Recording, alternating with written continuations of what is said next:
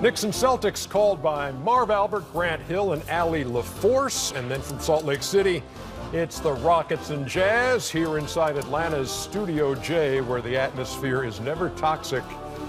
TNT inside the NBA. Oh, coming right up the top rope. Like it. Right up the top Presented rope. by Auto Trader. Ernie Johnson, that's Shaq. That's Kenny. That's Chuck. How we doing, fellas? Good, man. It's the holiday season. Yes, it is. season. Ernie, you know me, too. I'm excited about this weekend. Wow, what's up? I'm going a bucket list thing, Kenny. I'm going to the Army-Navy game. Wow. That's on my awesome. bucket list. I cannot wait. So who are you going for, though? You going for Army and No, Navy? I can't cheer for a team. Oh, see. I'm cheering for America, fool. You got it. You got it. It's on my bucket list. I cannot wait. That's a good message for all of you out there. Cheer for America, fool. Let's talk the Knicks and the Celtics and the Auto Trader Accelerate Your Game, which the Celtics have done in recent days. They've won their last three, scoring better than 123 a night. Look at the threes they've been making, and the plus minus is substantial. So, Record in the last 3 games. That's funny. well, they've accelerated. come on, They've accelerated their game. You're a team that's supposed to be winning. They've Eastern accelerated their Conference. game. Of course, you will have a 3-game winning streak. It ain't because Marcus Smart was in check. No, this is a team that should be winning the Eastern Conference. You're going to win 3 games in a row, and if you're pinpointing it to certain things, then you're not going to win the Eastern Conference. But they have played better since they've made the changes in the starting lineup. Marcus Smart Not is better. in the They starting won lineup. 3 and games Marcus is not a winning Morris. streak. Well, you know what, Ernie? The reason they made the difference is, Ernie, when you have one-dimensional players, what I mean by that, guys who they just want to score. To be on a successful team, there's only one ball. You have to have guys who like, okay, I'm out here to play defense. I'm out here to rebound. They have went to a lesser talented team and put guys out there who are defensive-minded, who are not going to worry about shots. That's what we said coming into the season. Just because you get more talent don't mean you're going to win. Because those guys ain't going to be saying, hey, I'm just going to watch Kyrie and Gordon shoot. Those other guys got a little juice last Just year. for the However, record, to on a add bad on to what team, Chuck there's is saying, if you do have a lot of Whether it's a talent, good team or a bad Yeah, team, on it, there's just for only the one record, ball. there's only one. Yeah, and to add on to what Chuck is saying, however, if you do have a lot of talent, one word, sacrifice. A lot of those guys don't sacrifice their shot. Like, Chuck said, you got 1 or 2 guys dribbling, doing that. And the guys that, did well for them last year, they're saying, hey, man, we could play too. We're not putting up with that. And, Chuck said this at the beginning of the year, I believe. He said Boston's going to have problems. And, I thought that they would be a little bit more like Golden State, where, we got talented guys that share the ball.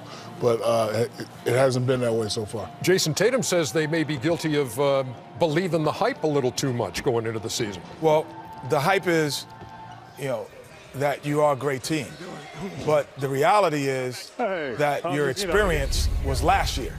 And you don't have a long road of experience. But I also believe that what you have to do is you have 4 guys in Golden State, but there is 2 guys that really sacrifice their offense, and that's Draymond Green. Not sacrifice, but actually don't need to score to play well. And they play well because of their energy on the floor at all times. You have Looney and Draymond or someone like Looney on the court and Draymond. So it's really 3 guys that are getting 15 to 20 shots every night. It's a different environment where when you look at Brown, Tatum, you look at Kyrie, you look at Hayward, they really don't play well if they're not scoring. That's their thing. But that was the point I was making, Kenny. Like, they're all offensive-minded. Like Jaylen Brown and Tatum, they're offensive-minded players. Kyrie and Gordon, they're offensive-minded players. And you had Terry Rozier in there. So when he's playing well, he's scoring. Yes. So what Brad's biggest problem was going to be was, like, Hayward's going to get the second most shots probably after Kyrie. But Gordon, Brown, and Tatum going to have to take a back seat. They're like, no, we're not taking a back seat. Yeah. People saw what we could do last year in the playoffs. And that's why I thought the Celtics would struggle. And the adjustments he made in the starting lineup, he put guys in there who don't need the ball. That was the key. Jaylen Brown, by the way, back in action tonight, will come off the bench for the first time since his rookie year a couple years ago. Meantime, I always enjoy when we have the Knicks because we get to hear Charles talk about the Knicks because wherever you go and when I'm with you, there's always a New York person who comes up to Charles. Why do you hate our team so much, Charles? How do you assess what you've seen? Why you look? What a bemused look on your face. No, because what bothers me, Ernie, every year you travel the country and you go to New York and people are like, you think our team sucks? I'm like, yeah, I only think that because they suck.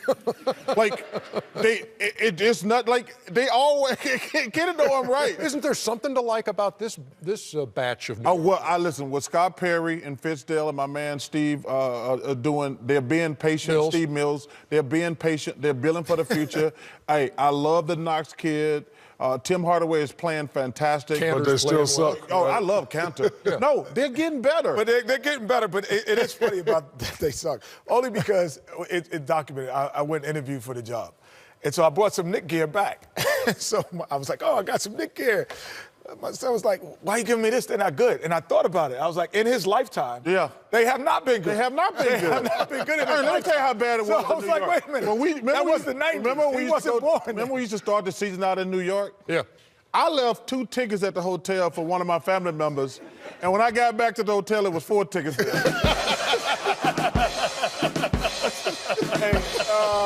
That's how bad the Knicks been lately. Break up the Twitter machine, will you? I'm cheering for America, fool. Just became a permanent part of my vernacular. Chuck Nunn. That was. There was 4 tickets left, Chuck. There's 4 tickets.